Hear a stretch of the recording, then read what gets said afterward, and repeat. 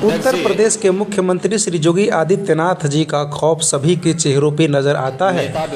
तभी तो मुख्यमंत्री योगी आदित्यनाथ यूपी विधानसभा में खूब गरजते हैं।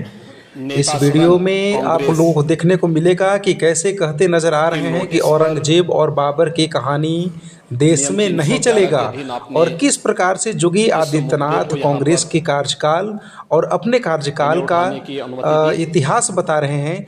जरा ध्यान से इस वीडियो को देखिए।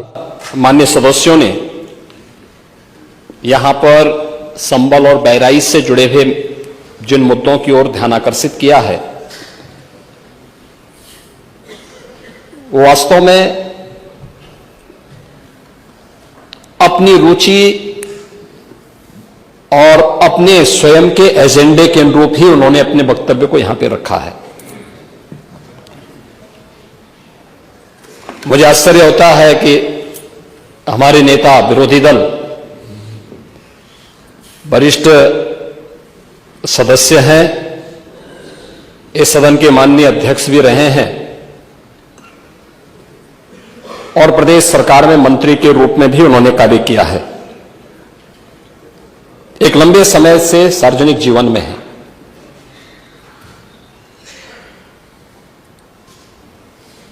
बुद्ध को हम भी मानते हैं, लेकिन हमें इस बारे में भी जानना होगा कि एक लंबी परंपरा भारत की है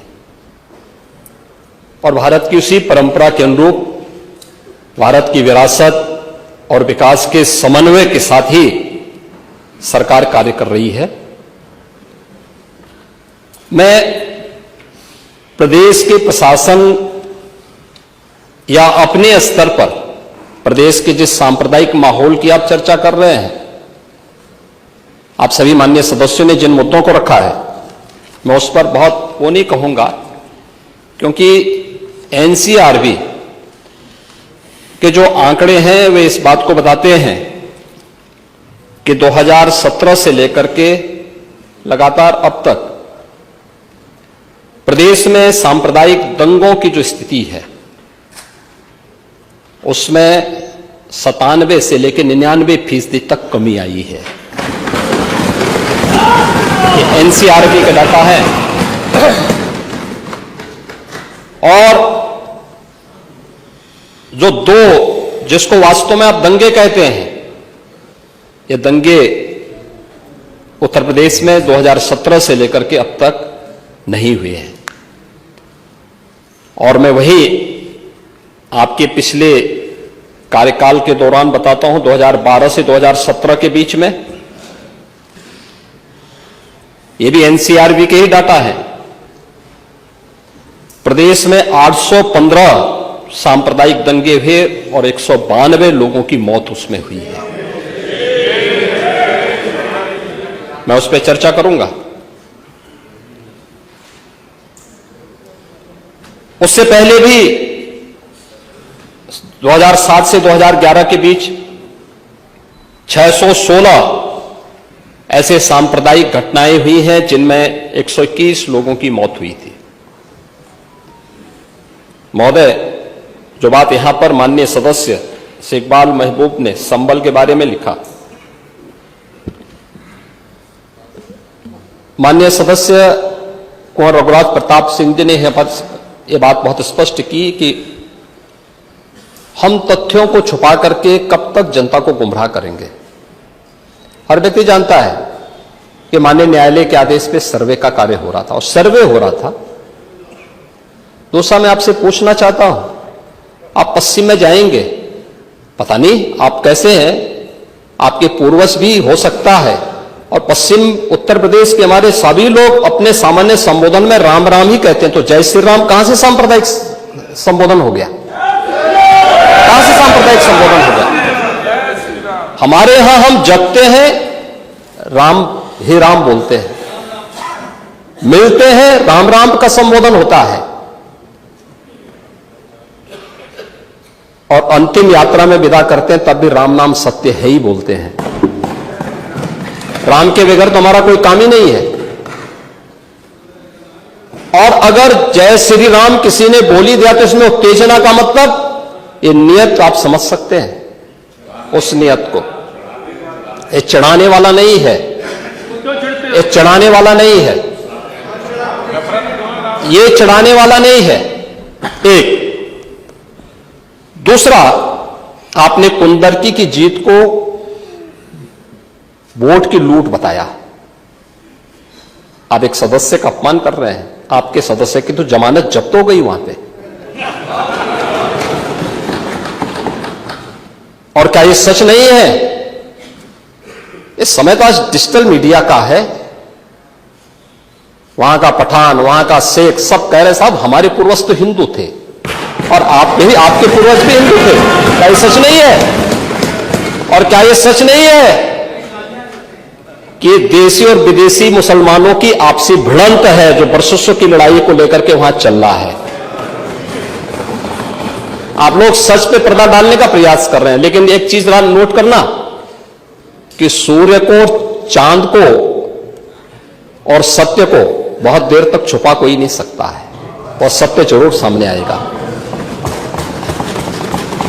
और उसी सत्य के बारे में कहा जा रहा है। नेता प्रतिपक्ष कह रहे थे कि वहां की स्थिति ऐसी है कि अगर मंदिर आ भी जाएगा, मंदिर बन जाएगा। मैं कहता हूं, तो बाबरनामा भी कहता है कि हर मंदिर को तोड़ करके एक ढांचा खड़ा किया गया। आप तो एक श्रेष्ठ ब्राह्मण कुल में आपने जन्म लिया है। आप तो भारत के पुराणों की परंपरा पर विश्वास करते हैं। हमारा पुराण भी इस बात को कहता है कि भगवान विष्णु, श्री हरि विष्णु का 10वां अवतार संबल में ही होगा, उसी संबल में होगा।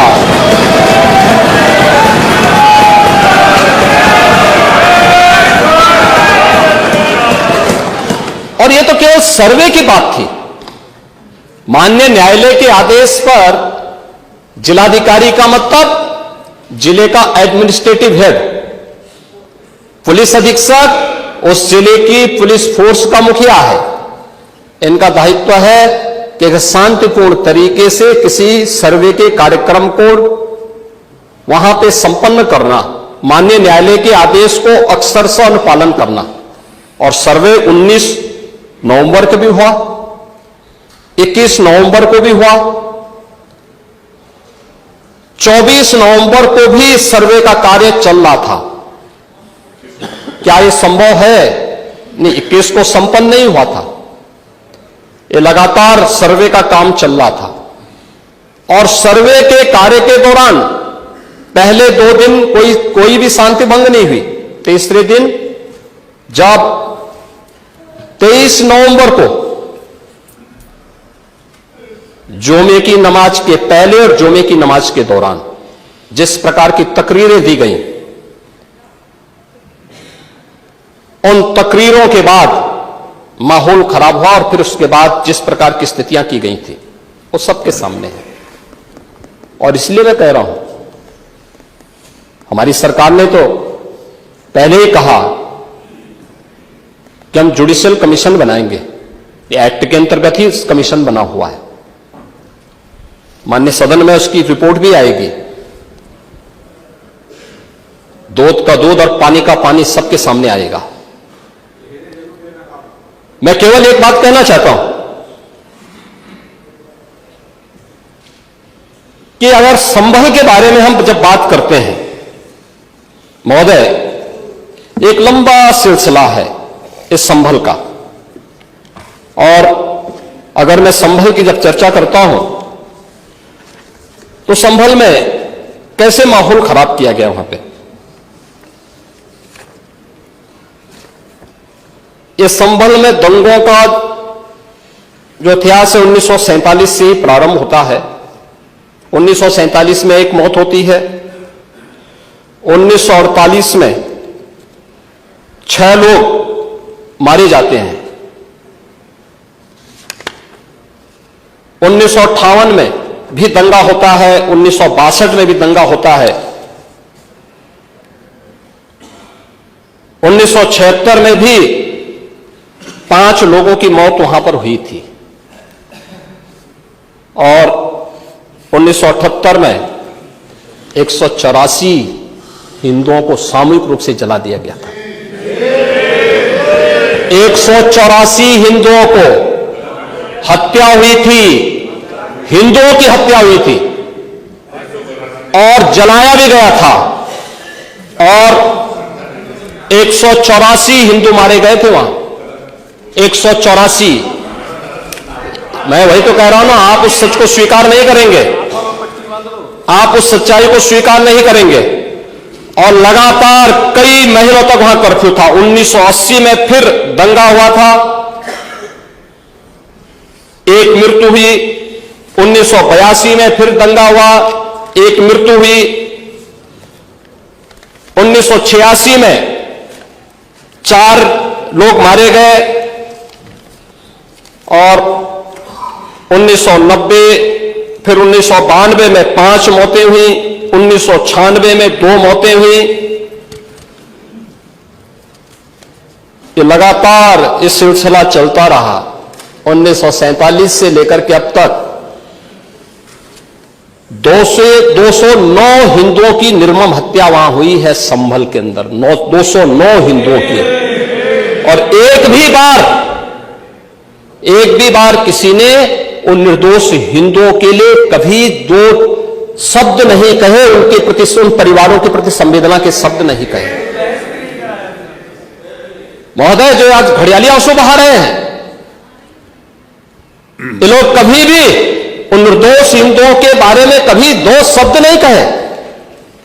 वहां पर 1978 में जो दंगा हुआ था, महोदय,